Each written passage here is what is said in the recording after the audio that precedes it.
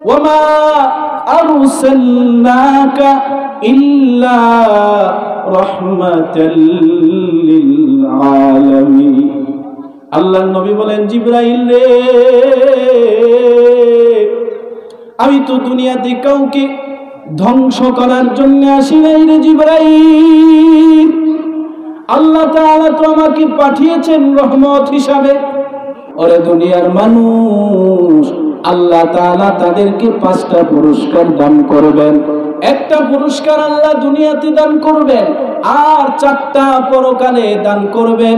1 নম্বরে আল্লাহর নবী বলেন, আল্লাহ তাআলা নামাজি ব্যক্তিদেরকে দুনিয়ায় যে নিয়ামত দান করবেন, ইয়ারফাউ আনহু দিকাল আইশি, আল্লাহ তাআলা তার রিজিকে বরকত দিবেন, রিজিকের সংকীর্ণতা দূর করে দিবেন। আল্লাহ তাআলা ওই নামাজি বান্দার হায়াতের সংকীর্ণতা দূর করে দেয়। আমরা কবরের ওই প্যাসেঞ্জারে দুনিয়ার সবাই আমরা, কবরের ওই প্যাসেঞ্জার, কেউ বা আগে কেউ বা পরে যেতে হবে পরপার। কেউ বা আগে কেউ বা পরে যেতে হবে পরপার। নতুন সাজে সাজিয়ে তোমার রেখে আসবে কবরে, নতুন সাজে সাজিয়ে তোমার রেখে আসবে কবরে। বাপ মা ভাই বোন বন্ধু বান্ধব কেউ যাবে না তোর সাথে, বন্ধু বান্ধব আপন স্বজন কেউ যাবে না তোর সাথে। আসবে যেদিন মরণের ডাক, আসবে যেদিন মরণের ডাক, কোনো ওজর চলবে না। আসবে যেদিন মরণের ডাক, কোনো ওজর চলবে না। লক্ষ কোটি টাকা দিয়েও বেঁচে থাকতে পারবা না, লক্ষ কোটি টাকা দিয়েও বেঁচে থাকতে পারবা না। আলহামদুলিল্লাহ, আল্লাহ তাআলা দরবারে লাখো কোটি শুকর যে মহান রব্বে করিম দুনিয়ার সবচাইতে শ্রেষ্ঠ স্থান দ্বীনের মজলিস, উলামায়ে কেরামের মজলিস, মহাগ্রন্থ আল কোরআন থেকে যেখানে ব্যাখ্যা করে তাফসীর করা হয়, মানুষদেরকে দ্বীনের প্রতি নসিহত করা হয়, পৃথিবীর সবচাইতে শ্রেষ্ঠ স্থান হলো ওই স্থান যেখানে আল্লাহ এবং আল্লাহর রসুলকে নিয়ে আলোচনা করা হয়, যেখানে কোরআন এবং হাদিস নিয়ে আলোচনা করা হয়, যেখানে পরকাল নিয়ে আলোচনা করা হয়। তো একটি বিষয় লক্ষণীয়, আল্লাহ তাআলা মানুষকে একটি দামি হায়াত দান করেছেন। আল্লাহ তাআলা পবিত্র কালামুল্লাহ শরীফের ভিতরে একটি সূরা নাজিল করে পৃথিবীর সমস্ত মানুষদেরকে একটি মেসেজ দিচ্ছেন। আল্লাহ তাআলা বলেন, ওয়াল আসর, হায়াতের কসম, সময়ের কসম। এই কসম করে আল্লাহ তাআলা একটি মেসেজ আমাদেরকে জানিয়ে দিয়েছেন। সেই মেসেজটা হলো এই, ও দুনিয়ার মানুষ, আল্লাহ তাআলা তোমাদেরকে অনেক নিয়ামত দিয়েছেন, কিন্তু আমরা মানুষ হিসাবে আমাদের যে আকল, আমাদের যে বুঝ, এই বুঝ অনুযায়ী আমরা যে নিয়ামতকে দামি মনে করি, আমরা যে নিয়ামতকে নিজেদের জন্য অনেক দামি মনে করি, আসলে ওই নিয়ামতটা আমাদের জন্য দামি নয়। আল্লাহ সূরাতুল আসরে হায়াতের কসম করে পৃথিবীর সমস্ত মানুষদেরকে জানিয়ে দেন, ও দুনিয়ার মানুষ, আসলে তোমাদের জিন্দেগিতে সবচেয়ে দামি নিয়ামতটার নাম হলো হায়াত। এই হায়াতের মাধ্যমেই পরকাল অসীম জিন্দেগিতে তোমাদের জান্নাত আর জাহান্নাম, চিরস্থায়ী শান্তি অথবা অশান্তির ফয়সালা হবে। এই জন্য আল্লাহ তাআলা বলেন ওয়াল আসর, এত কিছু থাকতে আল্লাহ তাআলা সময়ের কসম করে পৃথিবীর মানুষদেরকে জানিয়ে দিয়েছেন, ও দুনিয়ার মানুষ, তোমাদের খালেক, তোমাদের সৃষ্টিকারী তো আমি আল্লাহ। আর কোনো মানুষ যখন কোনো জিনিসকে বানায়, তো যে কোনো জিনিসকে আবিষ্কার করে, তো ওই আবিষ্কার করনেওয়ালাই তো ভালো জানে তার আবিষ্কৃত বস্তুটা কিভাবে চলবে, তার জন্য কোন জিনিসটা সবচেয়ে দামি, কিভাবে এই জিনিসটা ব্যবহার করলে ভালো থাকবে। আল্লাহ তাআলা বলেন, ও দুনিয়ার মানুষ, ওয়াল আসর, হায়াতের কসম, তোমাদের জিন্দেগিতে আমি যত নিয়ামত দান করেছি, ঈমানের পরে সবচেয়ে দামি নিয়ামতের নাম হলো হায়াত। কারণ এই হায়াতের মাধ্যমে আমি আল্লাহ তোমার জান্নাত এবং জাহান্নামের ফয়সালা করব। তো এই হায়াত চলেই যাচ্ছে। ঘড়ির কাঁটা যেমন কারো জন্য বসে থাকে না, মানুষের 60 এবং 70 বছরের হায়াতের জিন্দেগি ঘুমায়া ঘুমায়া কাটাইলেও চলে যাবে, আবার তাহাজ্জুদে কাটাইলেও চলবে। তো আল্লাহর নবীর হাদিসে আল্লাহর নবী বলেন, যারা এই দামি হায়াতকে কাজে লাগিয়ে দ্বীনের পথে চলে, বুঝতে হবে তাদেরকে আল্লাহ ভালোবাসেন। কারণ আল্লাহ যাকে ভালোবাসেন না, তাকে আল্লাহ তাআলার কাছে আসতে দেন না। উলামায়ে কেরামগণ আরো সুন্দর করে বলেন, যারা নামাজ পড়ে না, রোজা রাখে না, হারাম খায়, হালাল মানে না, হক হালাল মেনে চলে না, তো তারা তো পৃথিবীতে অশান্তিতে আছে, বিষয়টি এমন নয়।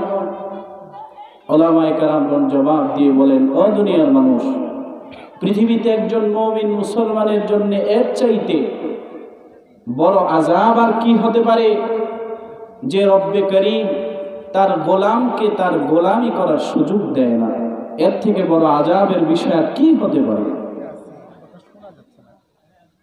তো এই জন্য বলবো, আজকে এলাকায় মাহফিল চলতেছে, এলাকার হাজার হাজার মুসলমান বাড়িতে ঘুমিয়ে আছে।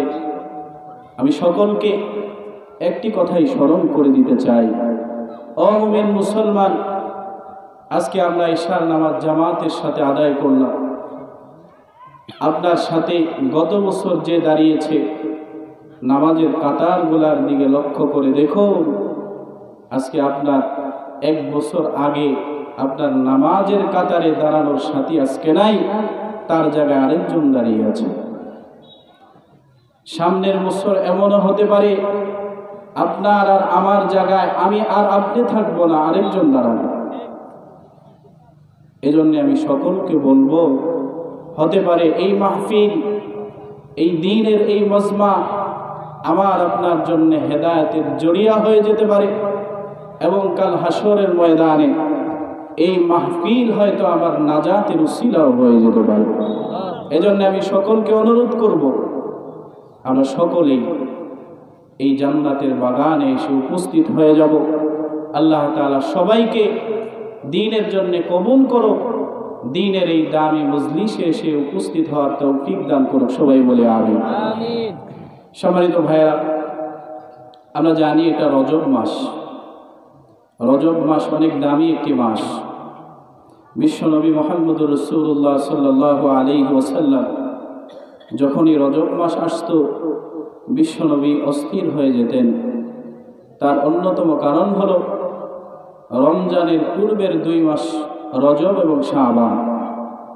এই 2টি মাস হলো রমজানের পূর্ব প্রস্তুতির মাস। বিশ্বনবী মুহাম্মদুর রাসূলুল্লাহ সাল্লাল্লাহু আলাইহি ওয়াসাল্লাম যখন এই রজব আসতো, বিশ্বনবী একটি দোয়া পড়তেন, আল্লাহুম্মা বারিক লানা ফি রজব ওয়া শাবান ওয়া বাল্লিগনা রমাদান। হে আল্লাহ, রজব এবং শাবানে বরকত দেন, আমাকে রমজান পর্যন্ত পৌঁছায় দেন। বিশ্বনবী মুহাম্মদুর রাসূলুল্লাহ সাল্লাল্লাহু আলাইহি ওয়াসাল্লাম, যাকে আল্লাহ তাআলা সবচেয়ে বেশি ভালোবাসেন, সেই নবী মুহাম্মদুর রাসূলুল্লাহ সাল্লাল্লাহু আলাইহি ওয়াসাল্লাম যদি রমজান পাওয়ার জন্য এত অস্থির হয়ে যান, ও মুমিন মুসলমান, আমার আর আপনার হায়াতের জিন্দেগি তো আমরা গুনার ভিতরে কাটিয়ে দিচ্ছি। এই রমজান আল্লাহ তাআলা মুমিন মুসলমানকে গুনাহ থেকে পবিত্র হয়ে পরিপূর্ণ তাকওয়া অর্জন করার, পরিপূর্ণ চিকিৎসা নেওয়ার একটি ব্যবস্থা করেছেন। এজন্য আল্লাহর নবী নিজেই অস্থির হয়ে যেতেন, সাহাবায়ে কেরামদেরকে শিখিয়েছেন, সাহাবায়ে কেরামরা আমল করেছেন। যুগে যুগে পৃথিবীর সর্বশেষ ব্যক্তি পর্যন্ত এই রজব মাস থেকেই এই দোয়া করতে থাকবে, পৃথিবীতে চলতেছে এই দোয়া। তো আমরাও ইনশাআল্লাহ এই রজব মাসের শুরু থেকে আজকে 7 তারিখ, আমরা সকলেই ইনশাআল্লাহ রমজান পর্যন্ত এই দোয়া করতে থাকবো। আল্লাহ আমাদের হায়াতেও আপনি বরকত দেন, আমাদের হায়াত যেন রমজান পর্যন্ত পৌঁছে যায়। সবাই বলে আমিন। আমি যে আলোচনা আজকে করব আপনাদের সামনে, আমার আলোচনা হলো প্রসিদ্ধ, পরিচিত এবং সবচেয়ে দামি একটি ইবাদত। কোরআনুল কারীমে আল্লাহ তাআলা বলেন, তোমাদেরকে আমি এমন একটি আমল দিয়েছি, যে আমলটি শুধু নিজেই আমল নয়, বরং এই আমলটি তোমাকে হাজারো অপরাধ থেকে বিরত রাখবে। ওই আমলটার নাম কি? as-সালাত। কোরআনে আল্লাহ বলেন, ইন্নাস সালাতা তানহা আনিল ফাহশাই ওয়াল মুনকার। এই সালাত হলো অনেক দামি একটি আমল। শুধু আমলই নয়, এই সালাত আমাদেরকে অনেক ধরনের অন্যায় অপরাধ থেকে বিরত রাখে। আল্লাহ তাআলা বলেন, ওয়ালা যিকরুল্লাহি আকবার। এটা এমন এক ইবাদত, এটা এমন এক জিকির, এটা সমস্ত ইবাদতের ভিতরে শ্রেষ্ঠ একটি জিকির, শ্রেষ্ঠ একটি ইবাদত। সুবহানাল্লাহ। এই নামাজ সম্পর্কে আমি আজকে মুখতাসার আলোচনা করব, কারণ একটা সমাজ যদি নামাজি হয়ে যায়, আল্লাহ তাআলার ওই কোরআনের আয়াত অনুযায়ী একটা সমাজের সব শ্রেণীর লোক যখন নামাজি হয়ে যাবে, ওই সমাজের ভিতরে আর অন্যায় অপরাধ গুনাহ থাকতে পারে না। এজন্য আমরা আজকে আলোচনা শুনবো ইনশাআল্লাহ নামাজের ফাজাইল, নামাজ না পড়লে কি ক্ষতি, এই সম্পর্কে মুখতাসার আলোচনা হবে। আল্লাহ তাআলা বলনেওয়ালা, শ্রবণ করনেওয়ালা সকলকে দিলের কান দিয়ে আমলের নিয়তে কথাগুলো শ্রবণ করার তৌফিক দান করুক। সবাই বলে আমিন।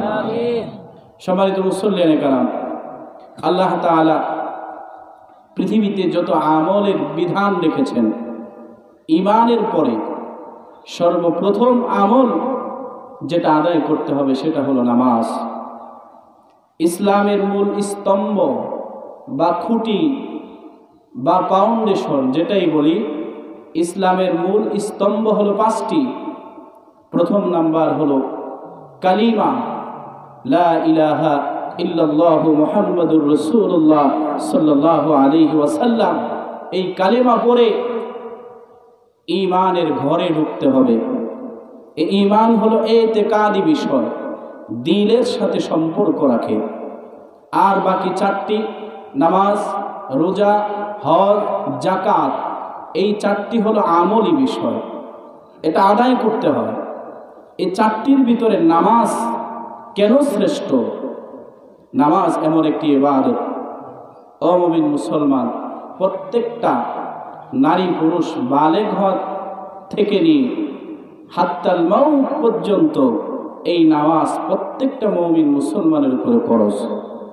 বাকি 3টি ইবাদত, রোজা বৎসরে একবার আসে, হজ বৎসরে একবার ঘুরে ঘুরে আসে, তাও আবার সমাজের সকল লোকের উপরে এই হজ ফরজ নয়, মুষ্টিময় কিছু মানুষের উপরে হজ ফরজ। যাকাত এটাও বছরে একবার, তাও আবার সমাজের সকল লোকের উপরে নয়, মুষ্টিময় কিছু মানুষের উপরে। কিন্তু নামাজ এমন একটি বিধান যেটা আল্লাহ তাআলা বালেগ হওয়া থেকে নিয়ে মৃত্যু পর্যন্ত প্রত্যেকটা নারী পুরুষের উপরে ফরজ করে দিয়েছেন। মৃত্যুর দিন পর্যন্ত তাকে নামাজ আদায় করতে হবে। এই নামাজ আল্লাহ তাআলার সবচেয়ে প্রিয় একটি আমল। আল্লাহর নবী হাদিস শরীফের ভিতরে বলেন, আস-সালাতু ইমাদুদ্দিন, এই নামাজ হলো দ্বীনের খুঁটি। নামাজ যদি ঠিক থাকে তো দিন ঠিক থাকবে, যার নামাজ নাই তার দিন নাই। আল্লাহর নবী বলেন, বাইনাল আবদ ওয়াল কুফর তারকুস সালাত, ঈমানদার আর বেঈমানের মাঝে পার্থক্যই তো হলো নামাজ। এজন্য নামাজ এমন একটি ইবাদত, এটা ঈমানদার আর বেঈমানের ভিতরে পার্থক্য করে দেয়। এটা ইসলামের একটি গুরুত্বপূর্ণ ইবাদত। ঈমানের পরে এই নামাজই হলো আল্লাহ তাআলার কাছে সবচেয়ে প্রিয় আমল। এজন্য আল্লাহ তাআলা কোরআনে বলেন, উসজুদ ওয়াক্তারিব, ও দুনিয়ার মানুষ সেজদা করো, আমি আল্লাহর নিকটবর্তী হয়ে যাও। আল্লাহর নবী হাদিস শরীফের ভিতরে বলেন, আকরাবু মা ইয়াকুনুল আবদ, মানুষ আল্লাহ তাআলার সবচেয়ে নিকটে হয় যখন মানুষ ওয়া হুয়া সাজিদুন, আল্লাহ তাআলার সামনে মাথাকে নত করে সেজদায় পড়ে আল্লাহ তাআলার বরত্ব প্রকাশ করে। আল্লাহ তাআলা বলেন, ওই অবস্থায় বান্দা আল্লাহ তাআলা সবচেয়ে কাছে চলে যায়। সুবহানাল্লাহ। এই নামাজের সাথে বিশ্বনবীর মেরাজের একটি গভীর সম্পর্ক রয়েছে। যেহেতু রজব মাসে বিশ্বনবীর মেরাজ হয়েছে, তাই আমি বিশ্বনবীর ওই মেরাজের শুরু লগ্নের কিছু কথা এবং মেরাজের সাথে এই নামাজের কি সম্পর্ক বলে আমি আমার মূল আলোচনায় ঢুকবো ইনশাআল্লাহ। আল্লাহ তাআলা পৃথিবীতে যত আমল নাজিল করেছেন, যত বিধান নাজিল করেছেন, জিবরাইলের মাধ্যমে আল্লাহ তাআলা বিশ্বনবীর উপরে ওহী করে জানিয়ে দিয়েছেন। কিন্তু পৃথিবীতে একটি আমল যেটার নাম হলো সালাত, এই সালাতকে আল্লাহ জিবরাইলের মাধ্যমে পৃথিবীতে ওহী করে বিশ্বনবীকে জানায়া দেন নাই, বরং আল্লাহ তাআলা বিশ্বনবীকে নিজের আরশে আজিমে মেহমান করে নিয়ে আল্লাহ তাআলা বিশ্বনবীকে ওই আরশে আজিমে নিয়ে এই নামাজ নামক দামি ইবাদতটা হাদিয়া দিয়েছেন। সুবহানাল্লাহ। বিশ্বনবী যখন মেরাজে গেলেন, ওই মেরাজের সময়কার অবস্থাটা কেমন ছিল? মেরাজটা ছিল বিশ্বনবীর শ্রেষ্ঠত্বের একটি প্রমাণ। পৃথিবীতে যত নবী রাসূল আগমন করেছেন, প্রত্যেক নবী রাসূলের মাধ্যমেই আল্লাহ তাআলা কোনো না কোনো শ্রেষ্ঠত্ব মুজিজা প্রকাশ করিয়েছেন। কিন্তু আমাদের নবী মুহাম্মদুর রাসূলুল্লাহ সাল্লাল্লাহু আলাইহি ওয়াসাল্লাম, যাকে আল্লাহ তাআলা সবচেয়ে বেশি ভালোবাসেন, সমস্ত নবীগণের সরদার যিনি, তাকে আল্লাহ তাআলা এই মেরাজের মাধ্যমে এমন একটি শ্রেষ্ঠত্ব দান করেছেন। হযরতে মূসা নবী আল্লাহ তাআলার সাথে কথা বলেছেন কোনো মাধ্যম ছাড়া। হযরতে সুলাইমান নবীকে আল্লাহ তাআলা এমন এক রাজত্ব দান করেছেন, তিনি পৃথিবীর সমস্ত মাখলুকাতের কথা বুঝতেন। এভাবে নবীদেরকে আল্লাহ তাআলা বিভিন্ন সম্মান দিয়ে তাদেরকে সম্মানিত করেছেন। কিন্তু বিশ্বনবী মুহাম্মদুর রাসূলুল্লাহ সাল্লাল্লাহু আলাইহি ওয়াসাল্লামকে আল্লাহ তাআলা এমন এক সম্মান দিলেন, যেই সম্মান, যেই মর্যাদা পাওয়ার জন্যে আল্লাহ তাআলা বলেন, এই মর্যাদা মানুষকে দুনিয়ার হায়াতে আমি কাউকে দিব না, দেওয়ার মতো যোগ্যতাও মানুষ রাখে না। হযরতে মূসা নবী একবার আল্লাহকে দেখার জন্য বলেছিলেন, কোরআনে আছে, আল্লাহ তাআলা একটু নূরের তাজাল্লি জমিনে ছেড়ে দিয়েছিলেন, তুর পাহাড় জলে কয়লা হয়ে গেছে। আল্লাহ তাআলা বলেন, আমি আমার হাবিবকে সবচেয়ে বেশি ভালোবাসি, এজন্য আমি আমার হাবিবকে এমন একটি মুজিজা দিব, এমন একটি সম্মানে ভূষিত করব, যেটা দুনিয়ার হায়াতে অন্য কেউ পাওয়ার যোগ্যতা রাখে না। আল্লাহ তাআলা বিশ্বনবীকে ওই আরশে আজিম পর্যন্ত নেওয়ার জন্যে সিনাহ সাক করে ঊর্ধ্ব জগতে যাওয়ার মতো যোগ্যতা নবীর ভিতরে ঢুকিয়ে আল্লাহ তাআলা বিশ্বনবীকে নিয়ে গেলেন আরশে আজিম। সুবহানাল্লাহ। বিশ্বনবীর যে অবস্থায় এই মেরাজের ঘটনাটা ঘটেছিল, বিশ্বনবী পৃথিবীতে আসার পরে বিশ্বনবী দুনিয়াতে এসে বাবার মুখ দেখে নাই। অল্প কিছুদিনের ভিতরে মা দুনিয়া থেকে বিদায় হয়ে গেছে। বিশ্বনবীর দাদা আব্দুল মুত্তালিব মাত্র 2 বছর বয়স, 2 বছর পর্যন্ত বিশ্বনবীর দায়িত্ব গ্রহণ করে 2 বছর পরে দাদাও দুনিয়া থেকে বিদায় হয়ে গেল। তারপরে বিশ্বনবীর দায়িত্ব এসেছিল চাচা আবু তালেবের উপরে। এই আবু তালেব বিশ্বনবীকে নিজের সন্তানের চাইতেও বেশি ভালোবাসতেন। এই আবু তালেব বিশ্বনবীকে অনেক বেশি মহব্বত করতেন। এই আবু তালিবের গার্জিয়ানির মাধ্যমে বিশ্বনবীর সাথে আম্মাজান খাদিজাতুল কুবরা রাদিয়াল্লাহু তাআলা আনহার সাথে বিবাহ বন্ধনে আবদ্ধ হয়।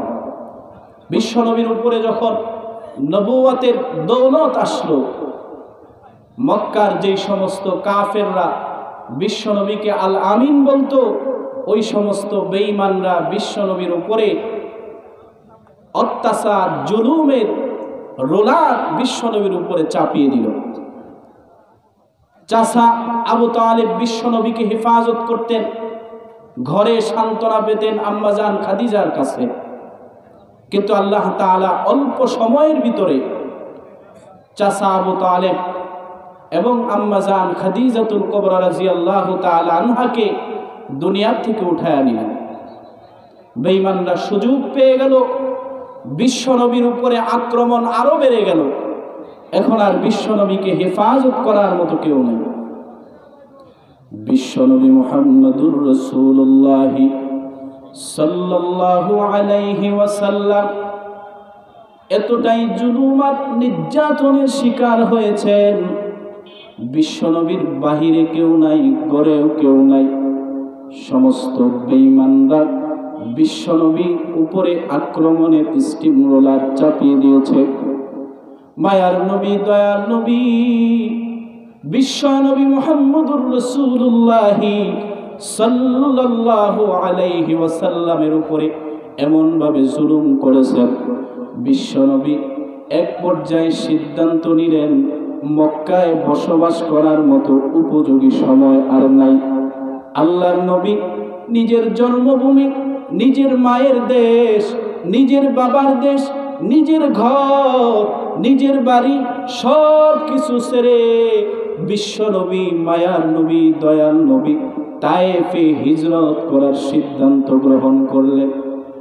আমি সকলের কাছে জানতে চাই, একটা মানুষ কতটুকু নির্যাতিত হলে, কতটুকু অন্যায়ের শিকার হলে নিজের বাড়ি, নিজের ঘর, নিজের আপনজন সব কিছু ছেড়ে, একজন মানুষ কখন নিজের ঘর বাড়ি ছেড়ে, নিজের আপনজন ছেড়ে, নিজের এলাকা ছেড়ে কখন একটা মানুষ অন্য জায়গায় চলে যেতে চায়, যখন ওই মানুষটার উপরে অত্যাচারের আর কোনো রাস্তা বাকি না থাকে, যখন ওখানে বসবাস করা অসম্ভব হয়ে যায়, তখনই তো মানুষ সিদ্ধান্ত নেয় আর মক্কায় নিজের বাড়িতে থাকা যাবে না। বিশ্বনবী মুহাম্মদুর রাসূলুল্লাহ সাল্লাল্লাহু আলাইহি ওয়াসাল্লাম কষ্ট, দুঃখ ভরা হৃদয় নিয়ে নিজের জন্মভূমি, নিজের বাবার দেশ, নিজের মায়ের দেশ রেখে আল্লাহর নবী তায়েফের দিকে রওনা দিলেন। বিশ্বনবী মুহাম্মদুর রাসূলুল্লাহ সাল্লাল্লাহু আলাইহি ওয়াসাল্লাম তায়েফের জমিনের দিকে রওনা দেয়। কিন্তু তায়েফের উশৃঙ্খল যুবক বিশ্বনবীর মর্যাদা তারা বুঝতে পারে না। বিশ্বনবী যখন মক্কা থেকে হিজরত করে তায়েফের দিকে রওনা দিলেন, তায়েফে যখন বিশ্বনবী গিয়ে হাজির হলেন, ওখানকার যুবকরা বিশ্বনবীর উপরে অত্যাচার শুরু করে দিল। সিরাতের কিতাবে পাওয়া যায় বিশ্বনবীর উপরে ওখানকার যুবকরা এত বেশি জুলুম করেছে, বিশ্বনবীর শরীর থেকে রক্ত এমন ভাবে ঝরেছে, নবীজির শরীর থেকে রক্ত ঝরতে ঝরতে নবীজির পায়ের সাথে নবীজির জুতা মোবারক লেগে গেছে। বিশ্বনবী তায়েফের জমিনে এতটাই নির্যাতিত হলেন, সিদ্ধান্ত গ্রহণ করলেন তায়েফের জমিনেও থাকা যাবে না। ও মুমিন মুসলমান, যেই লোকটা নিজের দেশ থেকে শান্তির আশায় আরেকটা জায়গায় হিজরত করলো, ওখানে গিয়ে যখন আবার অত্যাচারের শিকার হলো, ওই মানুষটা কত বেশি অত্যাচারের শিকার হলে আবার সিদ্ধান্ত পরিবর্তন করতে পারে যে আমার আগের জায়গায় ভালো, এখানে থেকে আমার জন্মভূমি মক্কাই ভালো। বিশ্বনবী যখন তায়েফ থেকে হিজরত করে মক্কার দিকে রওনা দিলেন, জিবরাইল আমিন এসে বিশ্বনবীকে বললেন, ইয়া রাসূলুল্লাহ, আপনাকে আল্লাহ কি ধৈর্য দিয়েছে একবার শুধু বলে। এই যে বিশাল পাহাড় দেখা যায়, ওই পাহাড় আমি হাতে নিয়ে বেঈমানদের উপরে চাপিয়ে মাটির সাথে তাদেরকে ধূলিসাৎ করে দিব।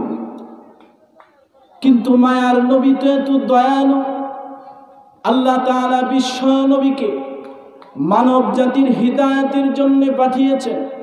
আল্লাহ কোরআনে বলেন, ওয়ামা আরসালনাকা ইল্লা রাহমাতাল লিল আলামিন।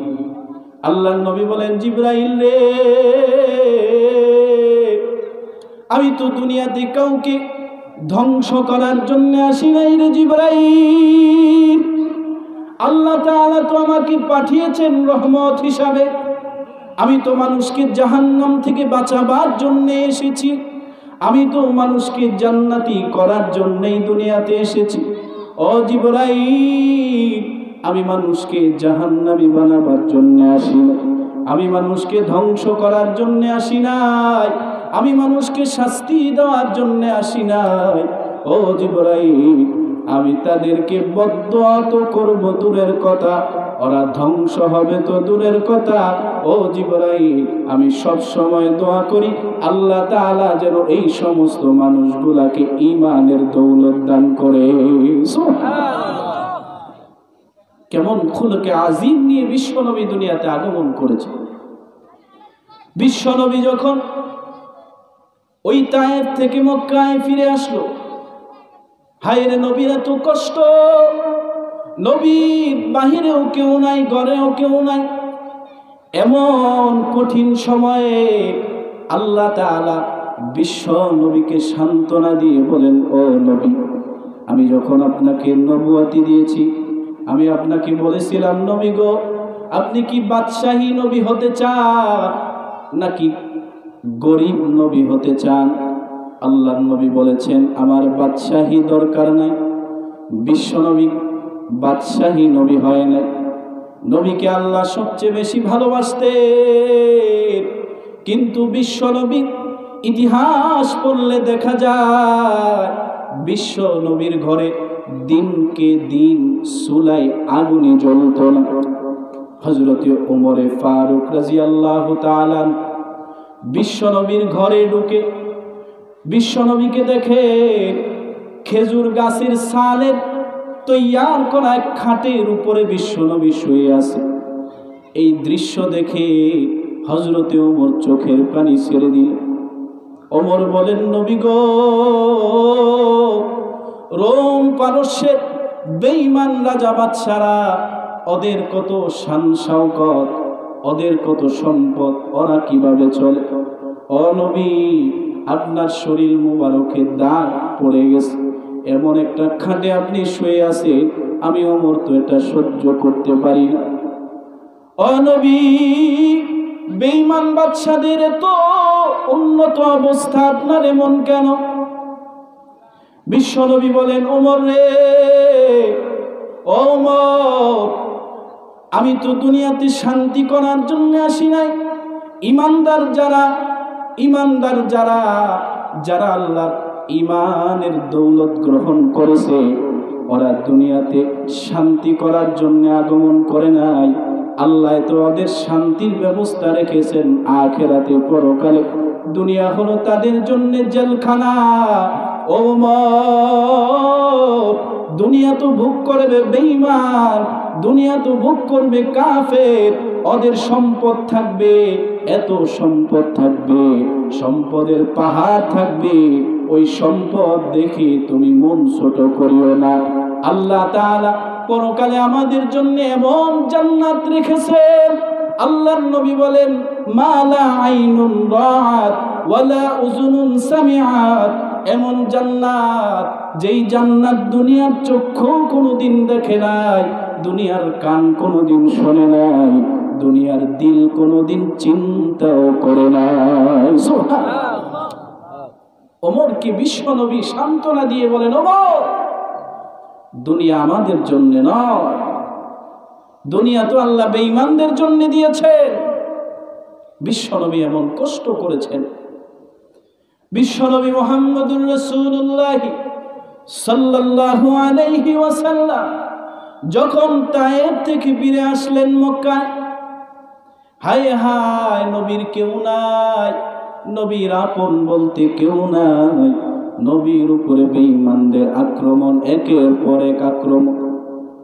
আল্লাহ তাআলা বিশ্ব নবীকে বলেন, ও নবী, সুবহানাল্লাযী আসরা বিআবদিহি লাইলাম মিনাল মাসজিদিল হারাম ইলাল মাসজিদিল আকসাল্লাযী বারাকনা হাওলাহু লিনুরিয়াহু মিন আয়াতিনা। আল্লাহ তাআলা নবীকে বলেন, ও নবী, ও নবী, আমি আপনার জন্য কেমন বিশাল সাম্রাজ্য রেডি করে রেখেছি।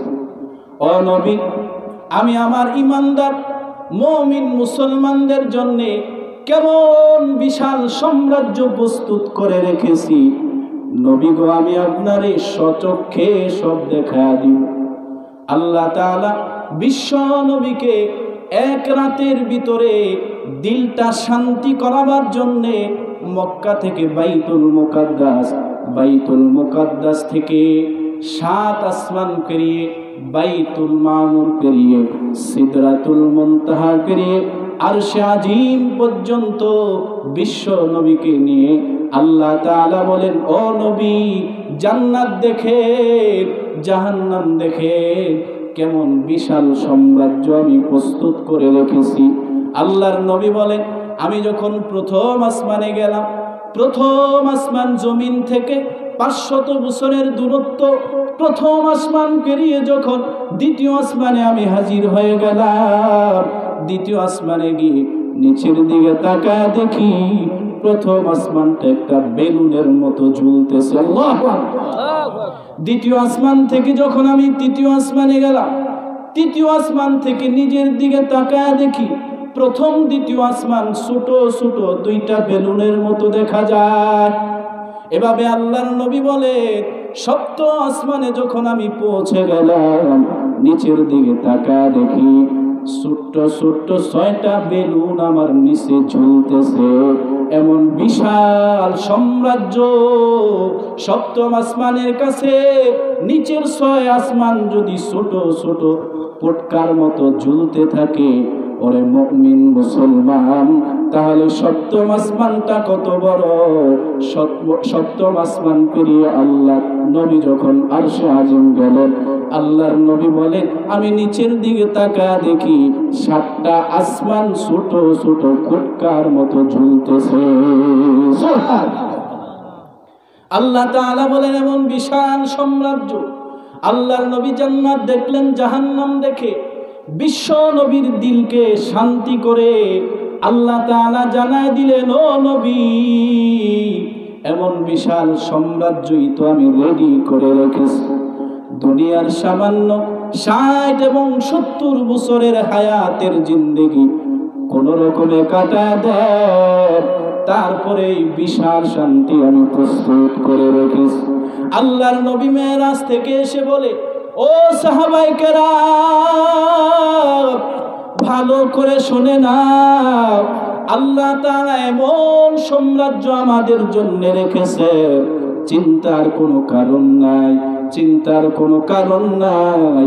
আল্লাহ এমন সাম্রাজ্য আমাদের জন্য রেখেছে, দুনিয়ার এই কষ্ট ওই সাম্রাজ্যের কাছে কিছুই না।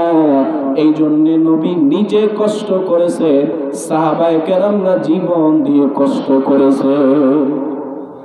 জীবন দিয়ে সাহাবায়ে কেরামরা কষ্ট করেছেন দ্বীনের উপরে চলতে গিয়ে। হযরতে বিলালের ইতিহাস আমরা জানি, হযরতে খাব্বাবের ইতিহাস আমরা জানি, হযরতে আবু হুরায়রা ইসলাম গ্রহণ করার পরে মাত্র 3 থেকে 4 বছর বিশ্ব নবীকে পেয়েছেন। এই 3-4 বছর পরেই নবী দুনিয়ার থেকে বিদায় নিলেন।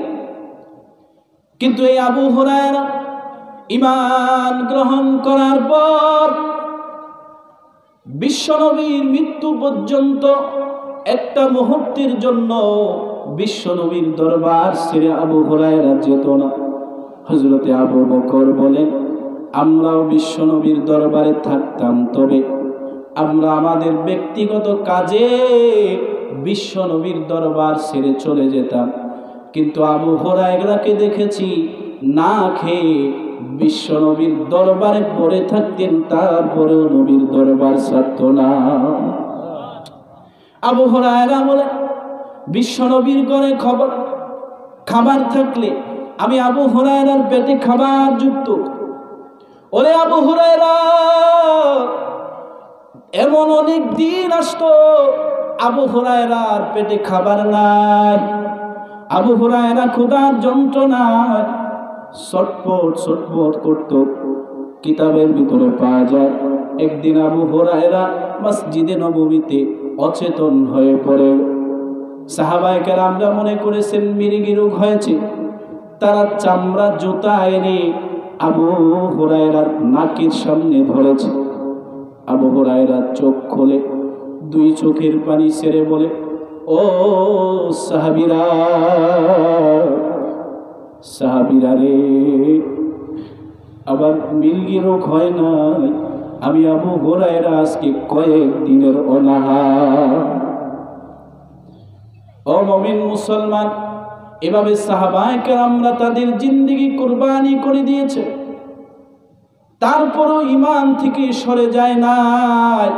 ওই যে একটাই মাত্র উদ্দেশ্য, আল্লাহর নবী বলেছেন, ও সাহাবীরা, এমন সাম্রাজ্য আর রাজত্ব, এমন নিয়ামত আল্লাহ তোদের জন্য রেখেছেন, দুনিয়ার কষ্ট ওই তুলনায় অতি সামান্য। এই জন্যে সাহাবায়ে কেরামরা নিজের জীবনকে কুরবানি করে দেওয়ার জন্যে সদা সর্বদা প্রস্তুত থেকেছে। বিশ্ব নবী যখন আরশে আজিমে গেলেন, আল্লাহ তাআলার সাথে সাক্ষাৎ হলো।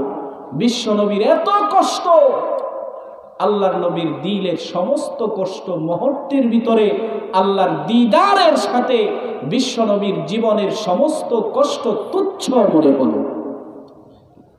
আল্লাহ তাআলা নবীকে বহু ভালোবাসে। নবীকে বললেন, ও নবী,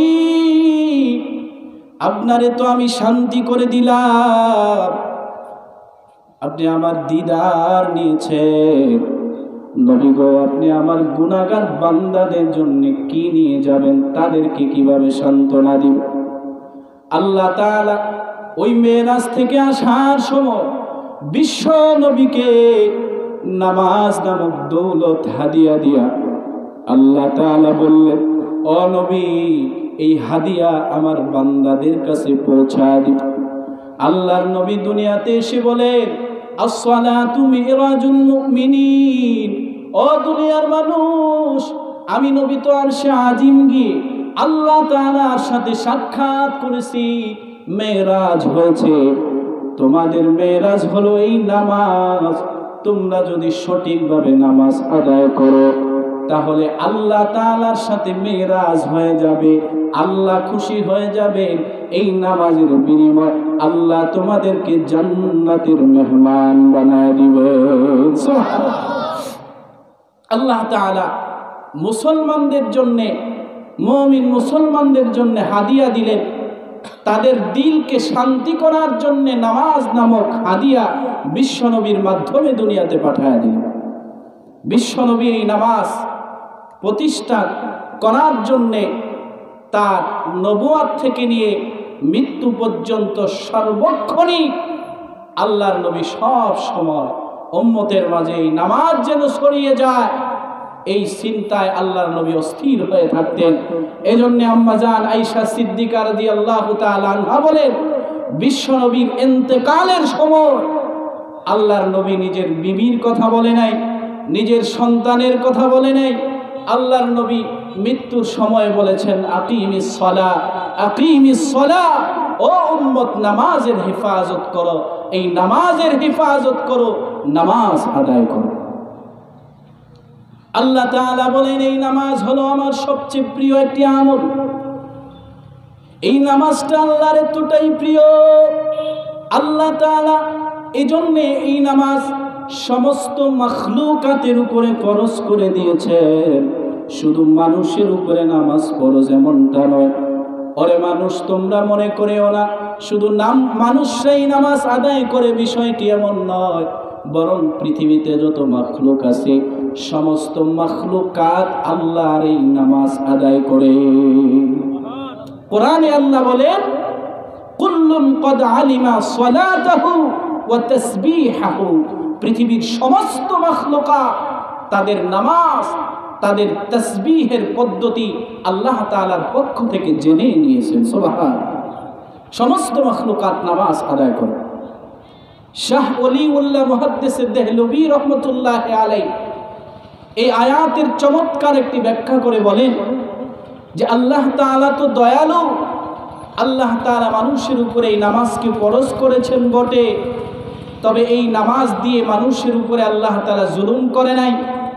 আল্লাহ তাআলা বলেছেন, ও দুনিয়ার মানুষ, দাঁড়িয়ে নামাজ আদায় করো, দাঁড়িয়ে যদি না পারো বসে করো, বসেও যদি না পারো শুয়ে করো, শুয়ে ইশারায় ইশারায় করো, ইশারায় ইশারায়ও যদি না পারো তাহলে তোমার উপরে নামাজ ফরজ নয়। আল্লাহ তাআলা নামাজের এই বিধানকে সহজ করে দিয়েছেন, এই নামাজকে আল্লাহ সহজ করে দিয়েছেন। তাই আল্লাহ তাআলা পৃথিবীতে যত মাখলুকাত আছে সমস্ত মাখলুকাতের উপরে নামাজকে ফরজ করেছেন বটে, তবে নামাজকে তাদের স্ব সৃষ্টিগত শক্তির অনুকূলে রেখেছেন। এজন্য শাহ ওলিউল্লাহ মুহাদ্দিস দেহলভী রাহমাতুল্লাহি আলাইহি বলেন, গাছ নামাজ আদায় করে, তবে তার নামাজের ভিতরে শুধু কিয়াম আছে, রুকু সেজদা নেই। পৃথিবীতে এমন কিছু মাখলুকাত আছে যারা সব সময় রুকুর হালতে থাকে। তিনি বলেন তাদের নামাজ হলো ওই রুকুর হালত, তারা সব সময় রুকুর হালতে থাকে, ওই অবস্থায় তারা আল্লাহর তাসবিহ পাঠ করতে থাকে। তাদের নামাজে শুধু রুকু আছে। আবার পৃথিবীতে কিছু মাখলুকাত আছে যারা সব সময় সেজদার হালতে থাকে, যেমন সাপ বিচ্ছু। আল্লাহর ওলি বলেন তাদের নামাজকে আল্লাহ তাআলা ওভাবেই ফরজ করেছেন, তারা ওই অবস্থায় সব সময় আল্লাহ তাআলার তাসবিহ পড়তে থাকে। এই নামাজ আল্লাহ তাআলার সবচেয়ে প্রিয় একটি আমল। এ কারণে আল্লাহ তাআলা সমস্ত মাখলুকাতের উপরে এই নামাজকে ফরজ করেছেন। তবে পৃথিবীর সমস্ত মাখলুকাত নামাজ আদায় করে, তাদের নামাজে রুকু আছে তো সেজদা নাই, কারো নামাজে সেজদা আছে তো রুকু নাই, কারো নামাজে সেজদা আছে কিয়াম নেই। তো ওদের নামাজ যেহেতু অসম্পূর্ণ, এ কারণে তাদের নামাজের কোনো প্রতিদান নাই। কিন্তু যারা আশরাফুল মাখলুকাত মানুষ, তাদের উপরে আল্লাহ যে নামাজ ফরজ করেছেন, তাদের নামাজে কিয়াম আছে, রুকু আছে, বৈঠক আছে, কমপ্লিট একটি নামাজ। এ কারণেই আল্লাহর নবী বলেন এই নামাজের বিনিময় আল্লাহ তাআলা কাল হাসরের ময়দানে ডান হাতে আমলনামা দিয়ে তাকে জান্নাতি বলে ঘোষণা করবেন। সুবহানাল্লাহ। বিশ্বনবীর হাদিসে আল্লাহর নবী বলেন, মান হাফাজা আলাস সালাতি আকরামাহুল্লাহু তাআলা বিখামসি খিসালিন ইয়ারফাউ আনহু দিকাল আইশি ওয়া আযাবাল কবরি ওয়া ইউতিহিল্লাহু কিতাবাহু বিয়ামিনি। আল্লাহর নবী বলেন, যারা দুনিয়াতে ৫ ওয়াক্ত নামাজের হেফাজত করবে, ওরে দুনিয়ার মানুষ, আল্লাহ তাআলা তাদেরকে ৫টা পুরস্কার দান করবেন। একটা পুরস্কার আল্লাহ দুনিয়াতে দান করবেন আর 4টা পরকালে দান করবেন। 1 নম্বরে আল্লাহর নবী বলেন আল্লাহ তাআলা নামাজি ব্যক্তিদেরকে দুনিয়ায় যে নিয়ামত দান করবেন, ইয়ারফাউ আনহু দিকাল আইশি, আল্লাহ তাআলা তার রিজিকে বরকত দিবেন, রিজিকের সংকীর্ণতা দূর করে দিবেন। আল্লাহ তাআলা ওই নামাজি বান্দার হায়াতের সংকীর্ণতা দূর করে দিবেন। ও মুমিন মুসলমান, আজকে দুনিয়ার মানুষ কেন দিন থেকে দূরে? দুনিয়ার মানুষ কেন আখিরাত ভুলে গেছে? তার পিছনে অন্যতম কারণ হলো দুনিয়ার মানুষ দুনিয়ার পিছনে এমন ভাবে লেগে গেছে, আখিরাতের কথা তারা ভুলে গেছে। আল্লাহর নবী বলে, নামাজ যদি পড়ো আল্লাহ তাআলা তোমাদের রিজিকের সংকীর্ণতা দূর করে দিবেন, রিজিকে বরকত দান করবেন। অতএব নামাজ পড়লে তোমার রিজিকের ক্ষতি হবে, তোমার কামাইয়ের ক্ষতি হবে, এমনটা ধারণা করা হাদিসের সাথে সাংঘর্ষিক। এমন ধারণা যারা করে ওরা কুফরি করেছে, ওরা কবিরা গুনাহ করে মৃত্যুর আগে বেঈমান হয়ে দুনিয়া থেকে বিদায় নেবে। আল্লাহর নবী বলেন, নামাজের দ্বারা আল্লাহ তাআলা সর্বপ্রথম তোমাকে যে পুরস্কার দিবেন সেটা হলো আল্লাহ তাআলা তোমার রিজিকের বরকত দিয়ে দিবেন। আরেকটি বিষয় আমাদেরকে বুঝতে হবে, আল্লাহ তাআলা মানুষ সৃষ্টি করার সাথেই মানুষের রিজিক, কি পরিমাণ রিজিক সে পাবে, কি পরিমাণ সম্পদের মালিক সে হবে, সেটা আল্লাহ আগেই নির্ধারণ করে রেখেছেন। দুনিয়ার মানুষ এমনটা ভাবিও না যে তুমি নামাজ বাদ দিয়ে এই সময়টাও যদি তুমি রিজিক অন্বেষণের ভিতরে ব্যয় করো তাহলে তোমার রিজিক বেশি হবে, এমনটা মনে করা সম্পূর্ণ হারাম। কারণ আল্লাহর নবী বলেন, আর রিজকু মাকসুমুন ইয়াতলুবুল আব কামা ইয়াতলুবু আজালাহু, আল্লাহ তাআলা এই রিজিক বন্টন করে ফেলেছেন। রিজিক মানুষকে সেভাবেই খোঁজ করে যেমনি ভাবে মৃত্যু মানুষকে খুঁজে বের করে ফেলে। মৃত্যু যেমন মানুষের কাছে নির্দিষ্ট সময়ে যথাসময়ে উপস্থিত হয়ে যায়, মানুষের জন্য আল্লাহ যে রিজিক বাজেট করেছেন ওই রিজিকও সঠিক সময়ে মানুষের কাছে পৌঁছে যাবে। অতএব এমনটা মনে করা যাবে না যে আমি নামাজ বাদ দিয়ে এই সময়টা যদি আমি কাজ করি তাহলে তো আমার লাভ হচ্ছে, বিষয়টি এমন মনে করা সম্পূর্ণ ভুল। আল্লাহ তাআলা আমাদের জন্য রিজিক বরাদ্দ করে ফেলেছেন, যেটা আমার ভাগ্যে আছে সেটা আসবেই। দ্বিতীয় নম্বরে আল্লাহর নবী বলেন, ওয়া আযাবাল কবরি, ও দুনিয়ার মানুষ যারা নামাজ পড়বে আল্লাহ তাআলা তাদেরকে 2 নাম্বার যে পুরস্কার দিবেন ওই পুরস্কারটার নাম হলো আল্লাহ তাআলা তাদের কবরকে জান্নাতের টুকরা বানায় দিবেন। সুবহানাল্লাহ। কবর হলো মুমিন মুসলমানের জন্য প্রথম ঘাঁটি।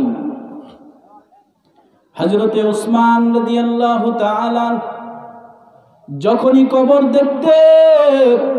কবর দেখেই হাউমাউ করে কান্না শুরু করতে। ওসমানকে বলে, ওরে ওসমান, তুমি কবর দেখলে কাঁদো কেন? ওসমান বলে, ওরে ভাই, এই কবরই তো হলো মুমিন মুসলমানের প্রথম ঘাঁটি। এই কবরে যদি কেউ ধরা খেয়ে যায়, আল্লাহর নবী বলেন, আল কবরু রাউদাতুম মিন রিয়াদিল জান্নাহ ওয়া ইম্মা হুফরাতুম মিন হুফারিন নার। এই কবর কারো জন্য হবে জাহান্নামের একটি গর্ত, আবার এই কবর কারো জন্য হবে জান্নাতের একটি বাগান। কবর মানুষকে ডেকে বলে, ওরে দুনিয়ার মানুষ, কে বড়লোক, কে গরিব, কে রিকশাওয়ালা, কে অটোওয়ালা, কে টাকাওয়ালা, কে ক্ষমতাওয়ালা, আমি কবর তাদেরকে চিনি না। আমার কবরে যারা আমল নিয়ে হাজির হবি আমি কবর তাদের সাথে ভালো আচরণ করব। আমল না নিয়ে যদি কবরে আসো, এই কবর বলে আমি কবর তোর জন্য জাহান্নামের একটা গর্ত হয়ে যাব।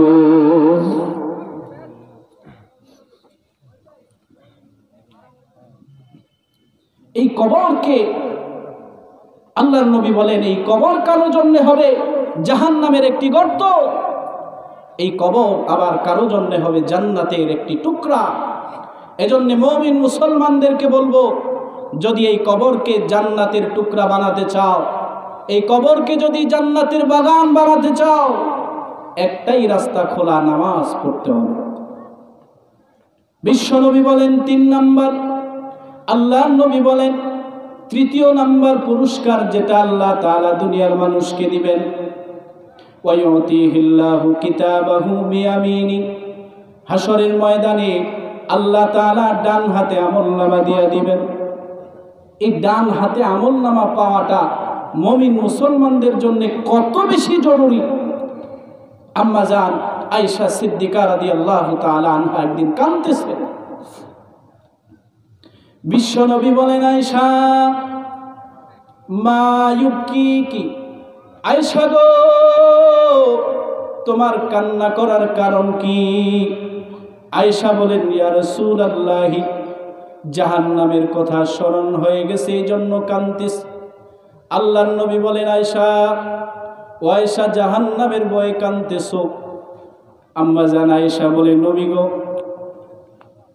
আপনি নাকি বলেছেন হাসরের ময়দানটা এমন হবে যে হাসরের ময়দানে কেউ কারো পরিচয় দিবে না, কেউ কারো পরিচয় দিবে না, সন্তান মা বাবার পরিচয় দিবে না, মা বাবা সন্তানের পরিচয় দিবে না। ও নবী, হাসরের ময়দানে কি আপনি আমাদের কথাও ভুলে যাবেন? আপনি কি আপনার পরিবারের কথাও ভুলে যাবেন? আল্লাহর নবী বলেন, আয়েশা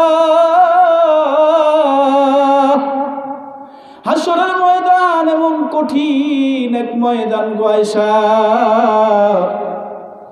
পৃথিবী থেকে সূর্য 500 বছর দূরে, এমন দূর থেকে সূর্য যখন চৈত মাসে তাপ দেয়, মানুষ ওই তাপ সহ্য করতে পারে না। আল্লাহর নবী বলেন, আয়েশা হাসরের ময়দানে ওই সূর্যটা মানুষের মাথার উপরে থাকবে, ওই সূর্য মানুষকে এমন ভাবে তাপ দিবে, ওই সূর্যের তাপে মানুষের মাথার মগজগুলো গলে গলে কারো চোখ দিয়ে, কারো নাক দিয়ে, কারো কান দিয়ে বের হয়ে যাবে। আয়েশা গো ওই হাসরের ময়দানে সবাই উলঙ্গ অবস্থায় দাঁড়ায় থাকবে, কেউ কারো দিকে তাকানোর সময় পাবে না। ও আয়েশা হাসরের ময়দানে মানুষ 3টা অবস্থার সম্মুখীন হবে, ইনদাল কিতাব ওয়া ইনদাল মিজান ওয়া ইনদাস সিরাত। এই 3টা অবস্থার সম্মুখীন মানুষ হবে। মানুষ আমলনামার সম্মুখীন হবে, মানুষ পুলসেরাতের সম্মুখীন হবে, মানুষ মিজানের পাল্লার সম্মুখীন হবে। এই 3টার ভয়ে মানুষ এমন ভাবে কাঁপতে থাকবে, মানুষগুলা নাফসি নাফসি করতে থাকবে, সবাই নিজের চিন্তায় এতটাই ব্যস্ত থাকবে, কেউ কারো দিকে তাকানোর সময় পাবে না।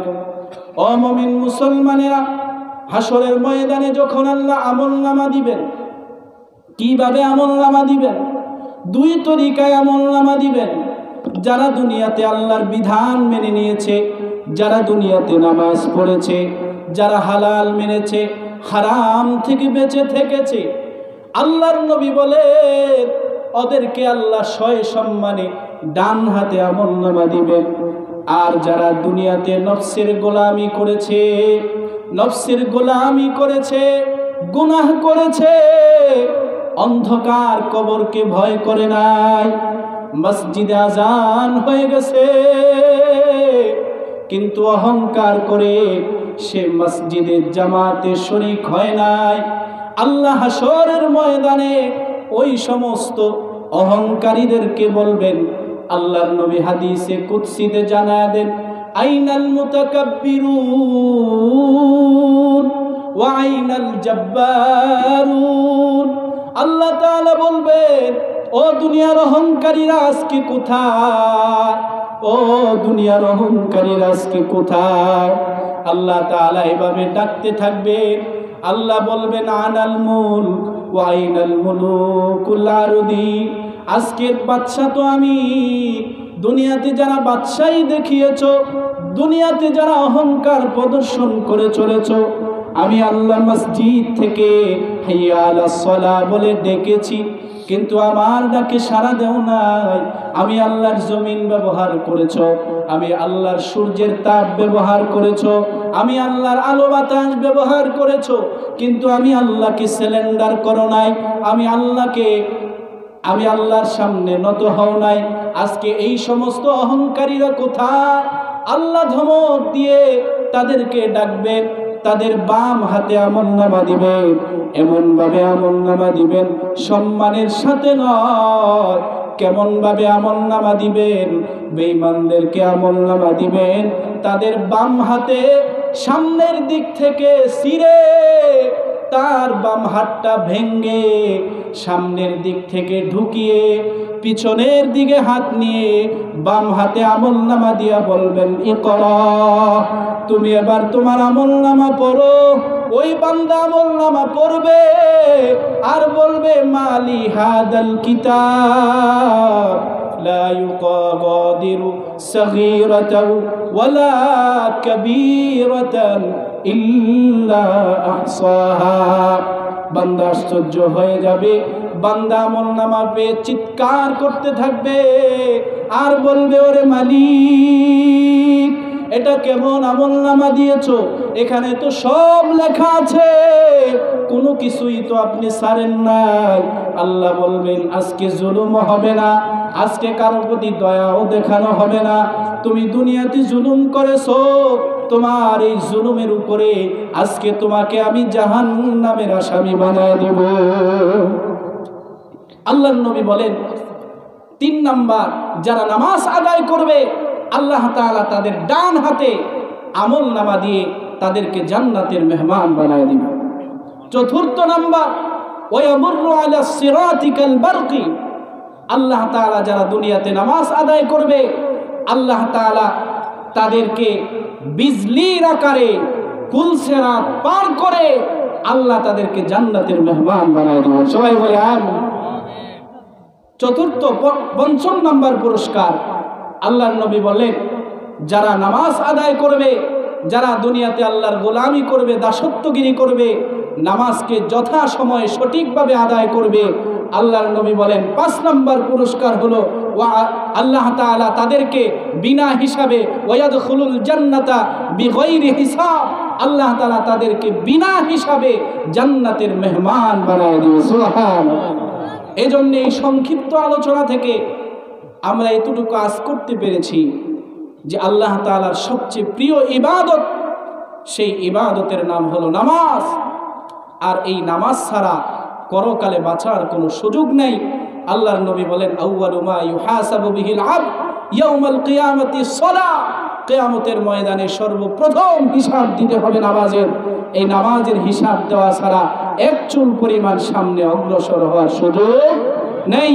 এজন্য আমি সকল শ্রেণীর ভাইদেরকে অনুরোধ করব, আপনি যেই কাজই করেন না কেন, যখন মসজিদে আজান হয়ে যায় এই 60 এবং 70 বছর হায়াতের জিন্দেগি কিভাবে কেটে যাবে টেরও পাবেন না, মৃত্যুর পরে টের পাবেন কি অবস্থা। এই জন্য আমি সকলকে অনুরোধ করব, যেই কাজই আমরা করি না কেন, যথা সময়ে যেখানেই থাকি না কেন, নামাজের সময় হয়ে গেলে আগে নামাজ পরে আমার কাজ, নামাজকে আগে বলতে হবে, কাজকে পরে করতে হবে। আল্লাহ তাআলা আমাদের সবাইকে দ্বীনের সঠিক বুঝ দান করুক। সবাই বলে আমিন। এবং 5 ওয়াক্ত নামাজ যেন আল্লাহ তাআলা আমাদের সকলকে সঠিকভাবে আদায় করার তৌফিক দান করেন। সবাই বলে আমিন। ওয়া আখির দাওয়ানা আনিল হামদুলিল্লাহি রাব্বিল আলামিন। ওয়াসসালামু আলাইকুম ওয়া রাহমাতুল্লাহি ওয়া বারাকাতুহু।